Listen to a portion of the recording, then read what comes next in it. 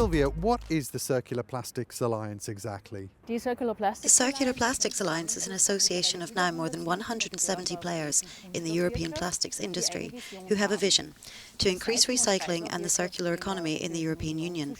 The European Commission supports this vision. Now all the players have set themselves the goal of recycling 10 million tonnes of plastic in the EU by 2025 and bringing it back into the market. The amount of plastic that's been recycled in Europe is way below where it needs to be. How does the Circular Plastics Alliance seek to address that? The Alliance is doing something very important. It is bringing together all the actors along the value chain, and that is crucial, because without good coordination the goal cannot be achieved. You have to imagine it this way. A functioning circular management starts with product design. For example, colours. Which materials are used? Light colours, for example, are easier to recycle than dark colours. Then collection and sorting systems have to be set up. Not all plastics are the same. You can't just turn a ketchup bottle into a water bottle. There's a lot of work to be done to ensure that we get sorted material back. And then, of course, research and product development must also be further strengthened. That requires additional resources. All of this is covered by the Circular Plastics Alliance, which is a very comprehensive, smart approach.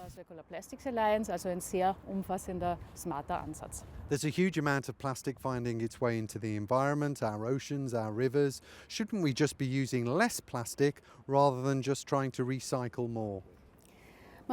You have to look at it in a nuanced way.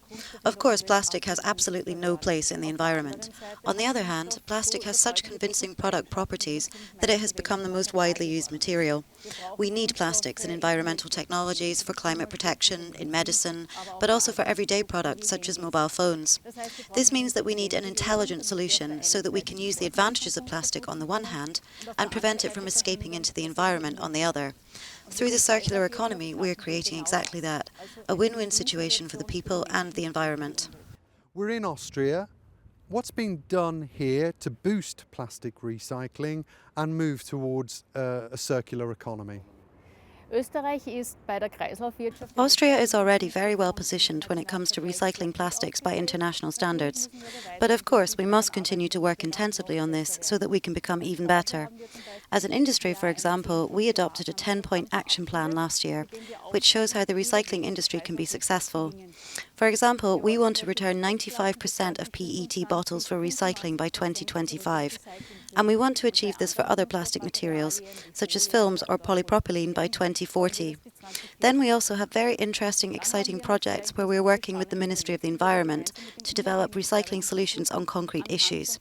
So we have identified 3 areas together with our companies: agricultural films, detergent containers and paint buckets. We want to see how recycling flows can be established in these areas. And with the know-how of our companies, I'm sure that we will find interesting solutions very soon. Und mit dem Know-how unserer Firmen bin ich mir sicher, dass wir sehr bald interessante Lösungen finden. Do you see a future where there will be less concern about plastic as a material? Ja, ich blicke wirklich optimistisch in die Zukunft. I'm optimistic about the future. I believe that if we manage to successfully establish a circular economy, we will also convince people again that plastic is a valuable material, far too valuable to throw away. Let me give you an example. In the case of food packaging, the ecological footprint of food is usually 30 times greater than that of the packaging. So if we save on packaging, we are not doing the environment and the climate any good if more food is spoiled.